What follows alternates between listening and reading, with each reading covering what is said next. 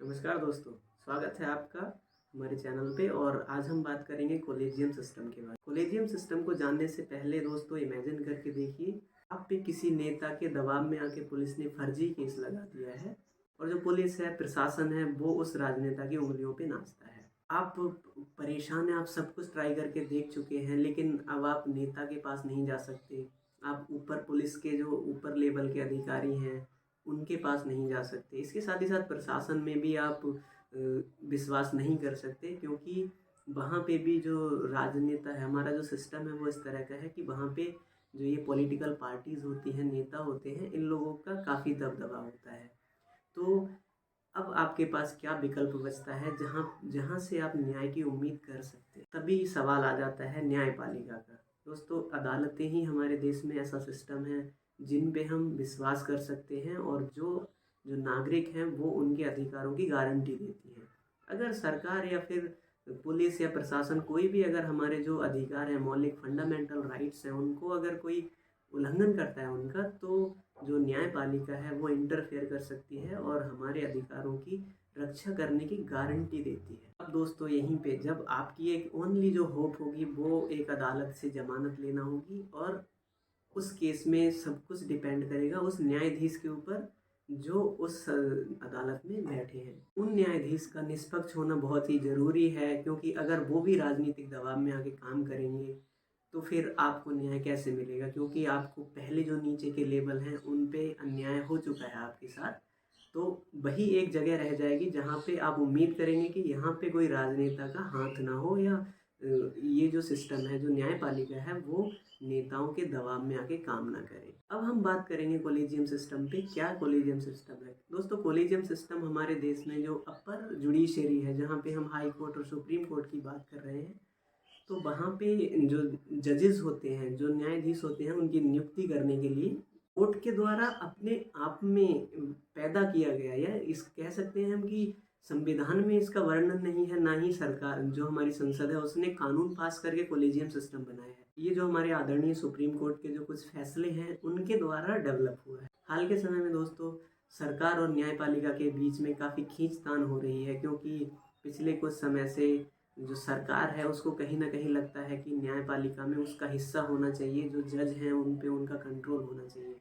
लेकिन न्यायपालिका पूरी तरह स्वतंत्र रूप से काम कर रही है और वो सरकार के गलत कामों को रोक रही है, क्योंकि दोस्तों आर्टिकल 142 के तहत हमारे संविधान ने हमारी सुप्रीम कोर्ट को शक्ति दी है कि वो किसी भी व्यक्ति के जो अधिकार हैं उनके संबंध में रिट जारी कर सकता है। इसके साथ ही साथ हमारे संविधान के अनुच्छेद 32 के तहत दोस्तों सुप्रीम कोर्ट को नागरिकों के मौलिक अधिकार का गारंटर घोषित किया गया है। गारंटर का मतलब ये है, अगर या पुलिस प्रशासन कोई भी अगर आपके मौलिक अधिकारों का हनन करता है तो आप सीधे सुप्रीम कोर्ट जा सकते हैं और अपने अधिकारों की गुहार लगा सकते हैं कि मालिक, मुझे इन पुलिस वालों ने या फिर ये प्रशासन ने ज़बरदस्ती फंसा दिया है और मेरे जो मौलिक अधिकार हैं उनका हनन किया है इन्होंने, तो मुझे बचा लीजिए और या मुझे छुड़ा दीजिए। आप गुहार लगा सकते हैं न्यायपालिका में जाकर। कॉलेजियम के द्वारा हमारे देश में सुप्रीम कोर्ट और हाई कोर्ट में जो न्यायाधीश हैं उनकी नियुक्ति करी जाती है। इसके साथ ही साथ जो उन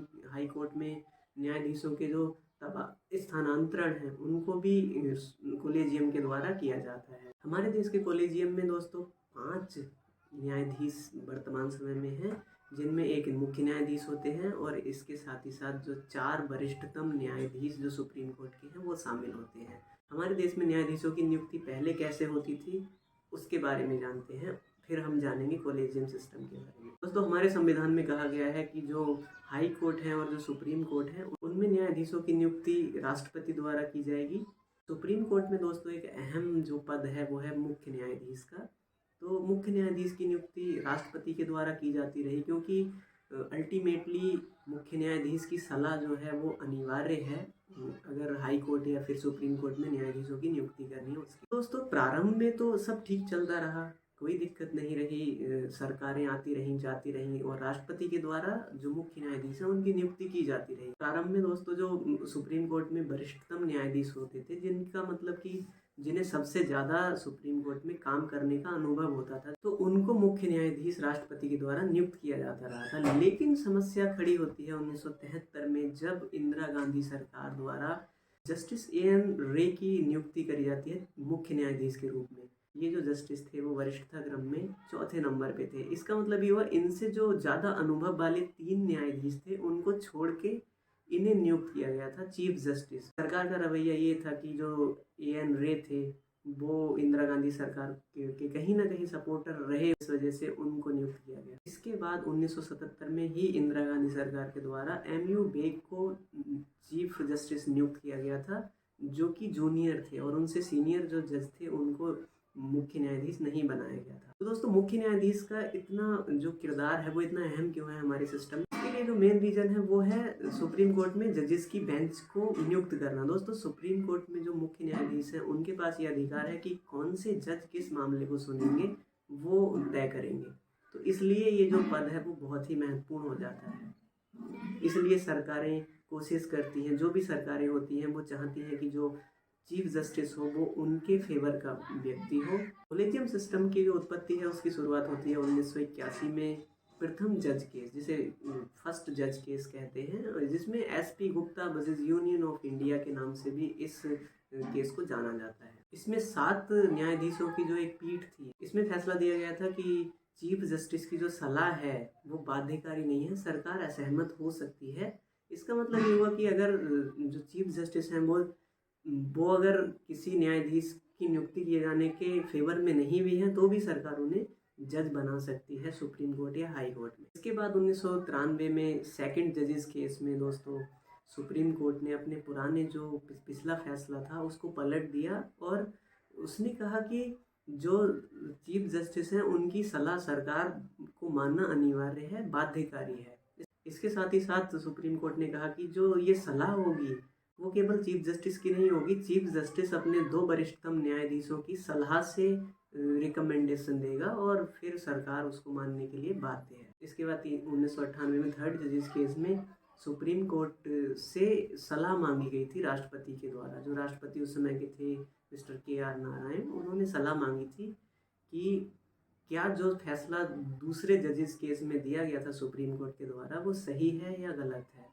इसमें सुप्रीम कोर्ट ने पिछले फैसले को सही ठहराया और कहा कि जो सीजेआई की जो सहमति है वो अनिवार्य है। इसके साथ ही साथ सुप्रीम कोर्ट ने अपने कोलेजियम सिस्टम का विस्तार किया, उसमें 5 न्यायाधीश कर दिए गए, जबकि जो दूसरा जजेस केस था उसमें 3 न्यायाधीश किए गए थे। अब इसमें चीफ जस्टिस के अलावा 4 और सुप्रीम कोर्ट के वरिष्ठ न्यायाधीशों को शामिल कर दिया गया। इसके बाद 2014 में दोस्तों संसद ने कानून पारित किया नेशनल जुडिशियल अपॉइंटमेंट कमीशन, जिसकी सुनवाई 2015 में करी गई थी और इसको चौथा जजेस केस कहते हैं।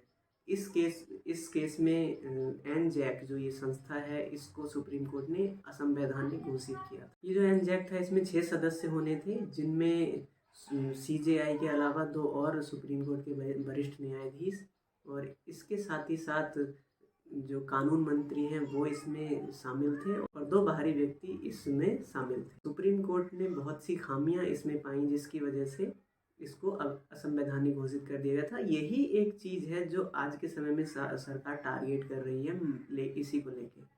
सरकार का कहना है कि हमारे यहाँ पे जो न्यायाधीश हैं खुद को नियुक्त करते हैं, हमारा कोई जो पब्लिक है उसकी कोई हिस्सेदारी नहीं है इनकी नियुक्ति में और ये एक ओपेक सिस्टम है या एलियन सिस्टम है। सरकार का कहना है कि न्यायाधीशों की नियुक्ति में उसको भी हिस्सा मिलना चाहिए।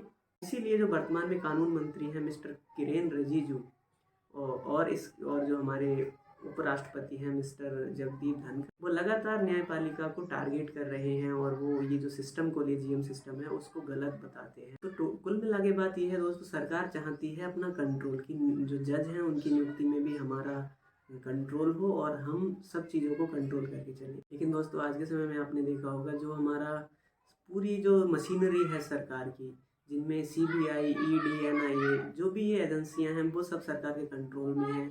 तो वर्तमान समय में जो न्यायपालिका है वो ही सरकार से आज़ाद है, जहाँ पे कोई व्यक्ति न्याय की उम्मीद कर सकता है, ऐसा जो कुछ विशेषज्ञ हैं उनका भी मानना है। तो इससे आप समझ गए होंगे कि जो जज हैं उनकी नियुक्ति निष्पक्ष तरह से हो, सरकार के कंट्रोल में वो ना हो। ये हमारे देश के नागरिकों के अधिकारों के लिए और इसके साथ ही साथ जो हमारा लोकतंत्र है उसको बनाए रखने के लिए बहुत ही ज़रूरी है। तो न्यायपालिका का स्वतंत्र होना आपके और हमारे सभी के अधिकारों के लिए बहुत जरूरी। जो लोग एग्जाम की तैयारी कर रहे हैं, आप बात करते हैं उनके हिसाब से।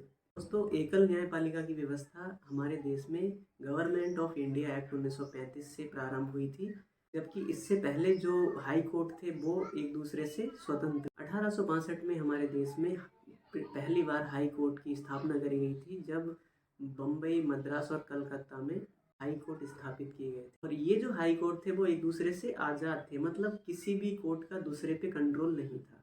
लेकिन आज के समय में दोस्तों, जो हमारे देश में न्यायपालिका का सिस्टम है, उसमें जो सबसे ऊपर है वो हमारा सुप्रीम कोर्ट है, और जो हाई कोर्ट है वो उसके नियंत्रण में है। यानी इसका मतलब ये हुआ, अगर हाई कोर्ट के फैसले से आपको लगता है हाई कोर्ट का फैसला गलत है, तो आप सुप्रीम कोर्ट में जाके उस फैसले के खिलाफ अपील कर सकते हैं। जबकि हम अमेरिका और जो दूसरे देश हैं उनमें अलग तरह का सिस्टम। अमेरिका में दोस्तों, जो वहाँ के हाई कोर्ट हैं, हर राज्य का अपना हाई कोर्ट है और एक केंद्रीय न्यायालय है।